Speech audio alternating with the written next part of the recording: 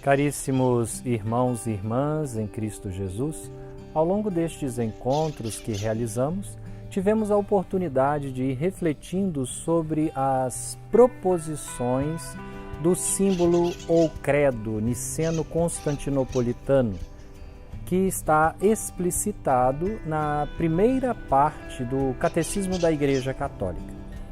Neste nosso encontro, trataremos das proposições.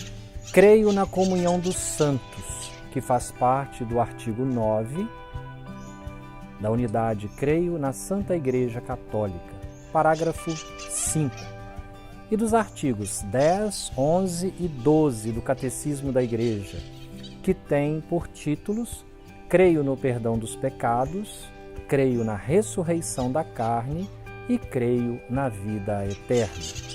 Por fim, diremos o nosso Amém.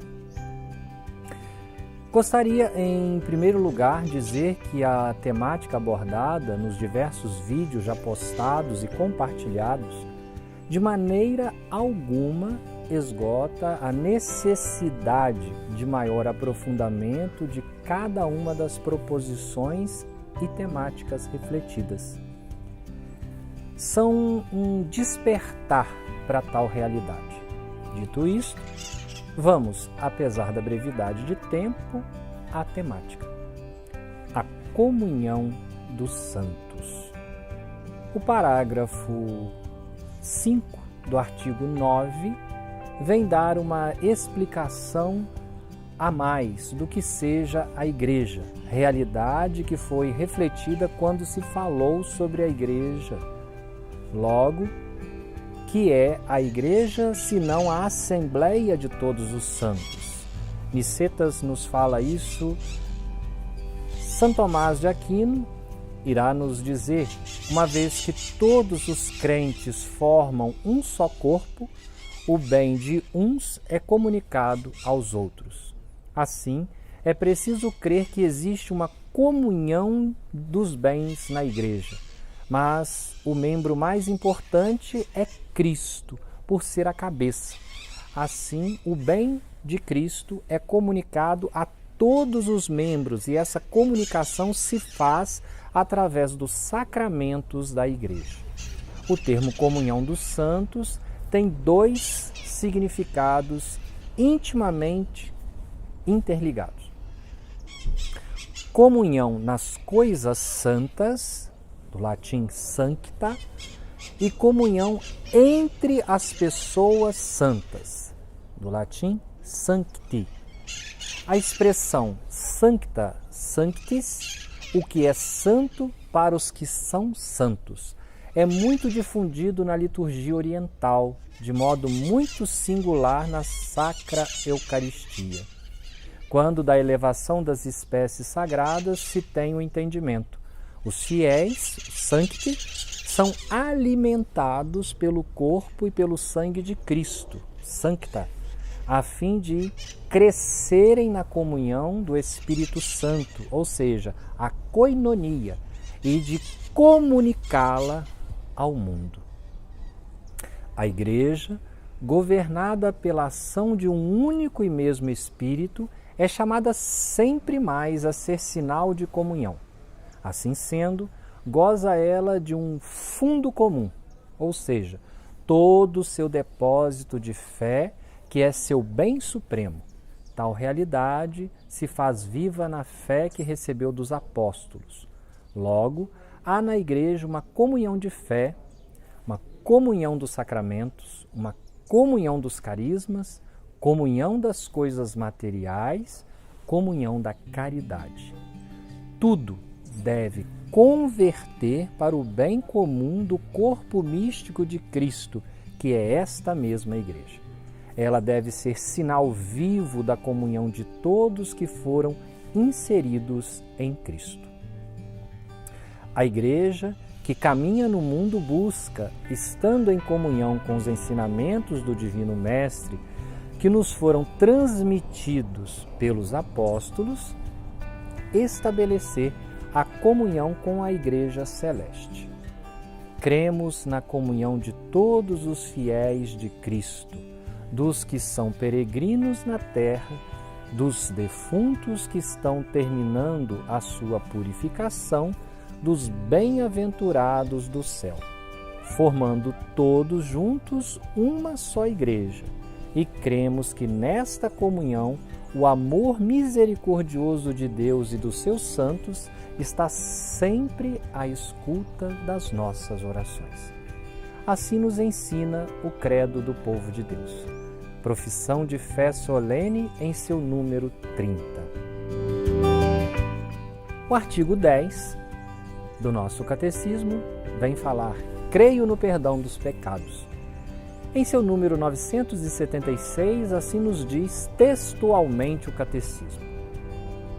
O símbolo dos apóstolos correlaciona a fé no perdão dos pecados com a fé no Espírito Santo, mas também com a fé da Igreja e na comunhão dos santos.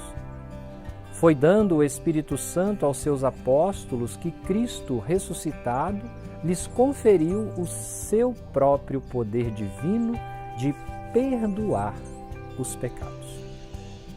Recebei o Espírito Santo. Aqueles a quem perdoardes os pecados, lhes serão perdoados. Aqueles a quem os retiverdes, lhes serão retidos.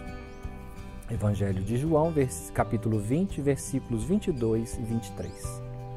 O batismo, como sacramento de entrada na vida da comunidade e inserção em Cristo, concede-nos a graça santificante e apaga todos os pecados, pois por ele nos tornamos novas criaturas, nascidas do alto, do lado aberto de Cristo, de onde jorrou a água que nos purifica. O batismo é o primeiro e o principal sacramento para o perdão dos pecados. Une-nos a Cristo morto e ressuscitado e nos dá o Espírito Santo. Parágrafo 985 do Catecismo assim nos diz: pela vontade de Cristo, a Igreja possui o poder de perdoar os pecados dos batizados e o exerce através dos bispos e dos presbíteros de maneira habitual no sacramento da penitência. Isso está lá no parágrafo 986. Os padres da Igreja chamavam com razão a penitência um batismo laborioso. Assim nos ensina Gregório de Nazianzeno.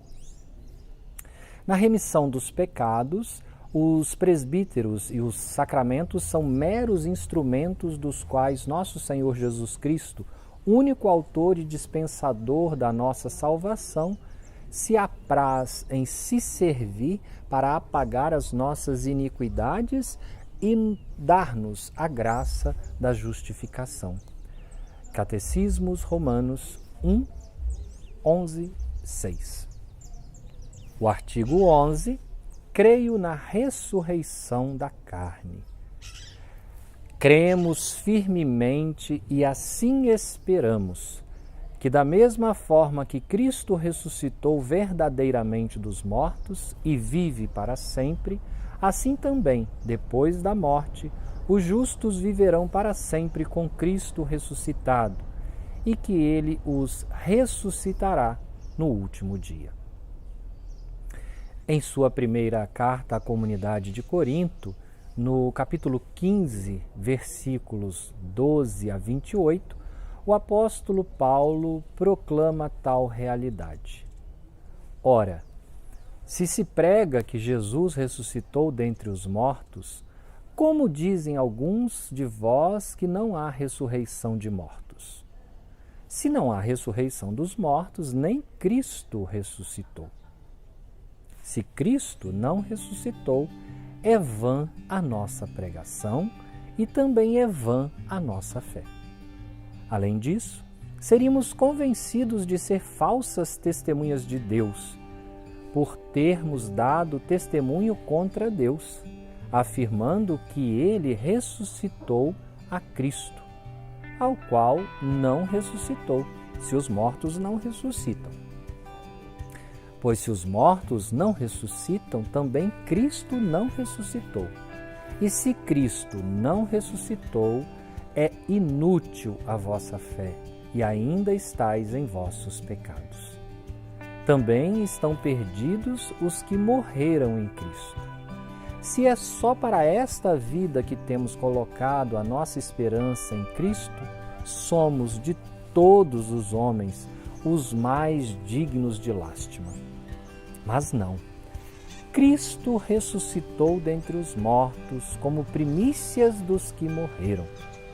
Com efeito, se por um homem veio a morte, por um homem vem a ressurreição dos mortos. Assim como em Adão todos morrem, assim em Cristo todos reviverão. Cada qual, porém, em sua ordem, como primícias, Cristo. Em seguida, os que forem de Cristo na ocasião de sua vinda. Depois virá o fim, quando entregar o reino a Deus, o Pai, depois de haver destruído todo o principado, toda a potestade e toda a dominação. Porque é necessário que ele reine, até que ponha todos os inimigos debaixo de seus pés. O último inimigo a ser derrotado será a morte, porque Deus sujeitou tudo debaixo dos seus pés. Mas, quando ele disser que tudo lhe está sujeito, claro é que se excetua aquele que lhe sujeitou todas as coisas. E quando tudo lhe estiver sujeito, então também o próprio Filho renderá homenagem àquele que lhe sujeitou todas as coisas, a fim de que Deus seja tudo em todos. A ressurreição dos mortos foi revelada progressivamente por Deus a seu povo. A esperança na ressurreição corporal dos mortos foi se impondo como uma consequência intrínseca da fé em um Deus criador do homem inteiro, alma e corpo. O Criador do céu e da terra é também aquele que mantém fielmente a sua aliança com Abraão e sua descendência. É nesta dupla perspectiva que começará a exprimir-se a fé na ressurreição.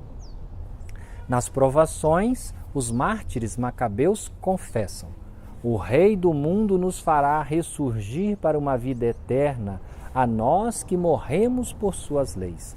Segundo Macabeus 7:9. É desejável passar para outra vida pelas mãos dos homens, tendo da parte de Deus as esperanças de ser um dia ressuscitado por ele. Segundo Macabeus 7:14. A fé na ressurreição que nos foi transmitida pelos apóstolos e que somos chamados a professar está fundamentada na experiência do encontro, o encontro destes mesmos apóstolos com o Divino Mestre ressuscitado, que junto a eles e com eles esteve a recordar seus ensinamentos e com eles ceou. Está no livro dos Atos, capítulo 1, 22, 10, 41.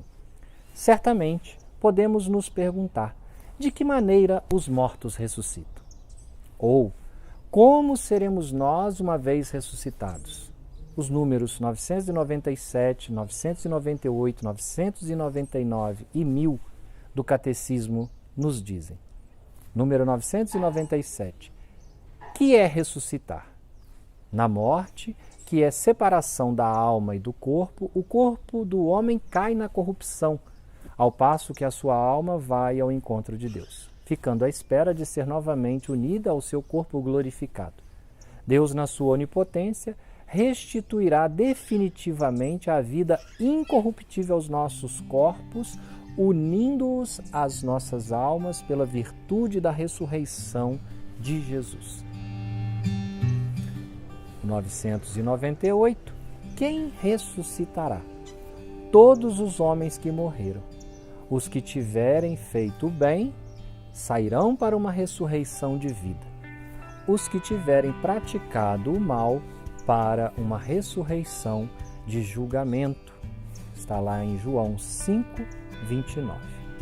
O número 999 diz: de que maneira Cristo ressuscitou com o seu próprio corpo? Vede as minhas mãos e os meus pés, sou eu. Lucas 24, 39.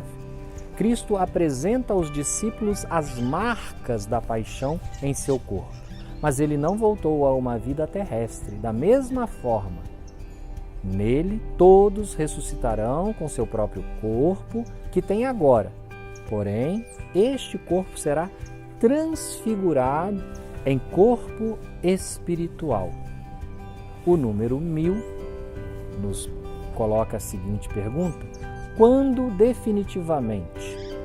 No último dia. João 6, 39 e 40 nos fala: no fim do mundo, com efeito, a ressurreição dos mortos está intimamente associada à parousia de Cristo, à vinda gloriosa de Cristo.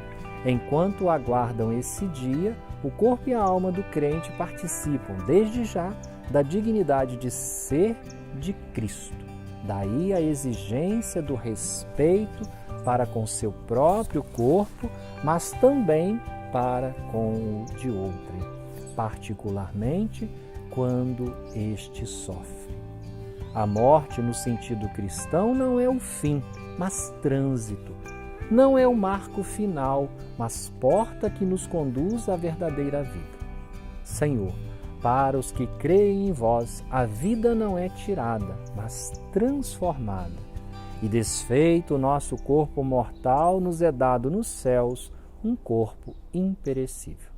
Assim nos fala o missal romano no prefácio dos fiéis defuntos. Jesus, o Filho de Deus, sofreu livremente a morte por nós em uma submissão total e livre à vontade de Deus, seu Pai. Por sua morte, ele venceu a morte, abrindo assim a todos os homens a possibilidade da salvação. Em sua entrega obediente ao Pai, por amor, Cristo, vicariamente, por amor, assumiu a morte e o fez para que toda a obra da criação amorosa do Pai pudesse, no amor do Filho, se plenificar no amor fecundo do Espírito Santo.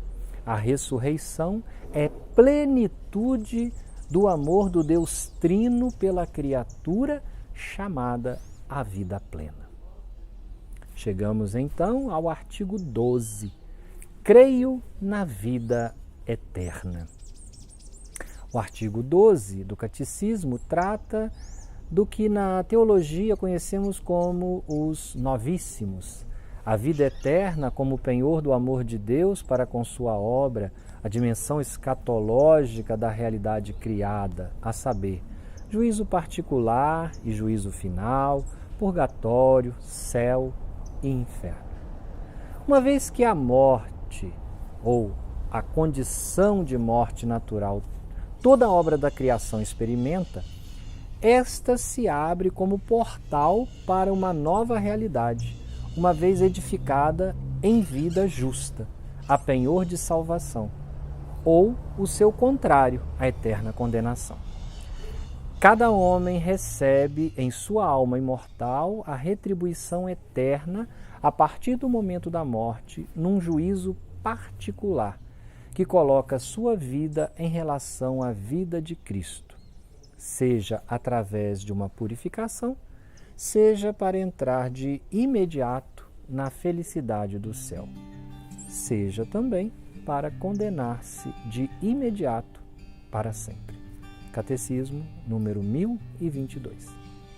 No ocaso da nossa vida, seremos julgados quanto ao amor, nos fala São João da Cruz. A dimensão de céu. Céu.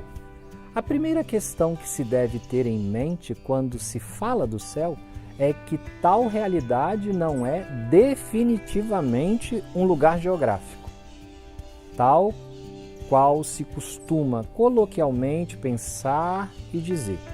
Logo, céu, não sendo uma realidade física que está acima, deve ser compreendido como a suma realização na pessoa do que fora desejado pelo Criador, que esta possa gozar eternamente do sumo bem que lhe fora preparado.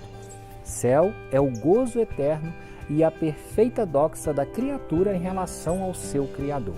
A perfeita louvação eterna e plena no amor do Deus amor. O número 1024 diz: essa vida perfeita com a Santíssima Trindade, essa comunhão de vida e de amor com ela, com a Virgem Maria, os anjos e todos os bem-aventurados, é denominada o céu. O céu é o fim último e a realização das aspirações mais profundas do homem, o estado de felicidade suprema e definitiva. São Cipriano, em seus escritos, nos ensina: qual não será a tua glória e a tua felicidade? Ser admitido a ver a Deus, ter a honra de participar das alegrias da salvação e da luz eterna na companhia de Cristo, o Senhor teu Deus. Desfrutar no reino dos céus da companhia dos justos e dos amigos de Deus, das alegrias da imortalidade adquirida. Epístole 56, 10, 1. O purgatório.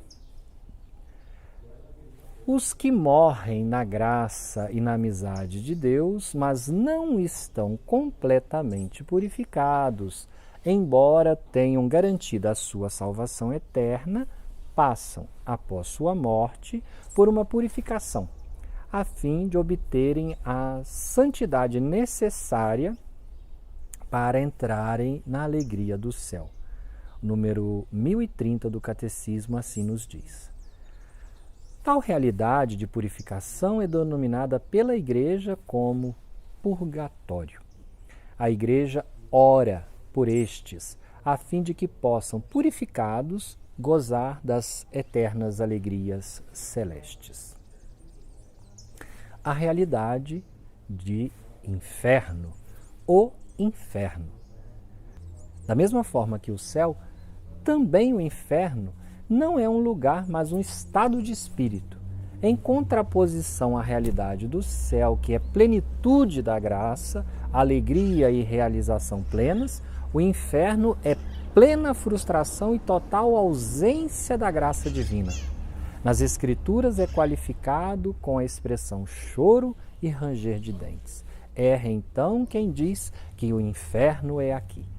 O ensinamento da Igreja afirma a existência e a eternidade do inferno.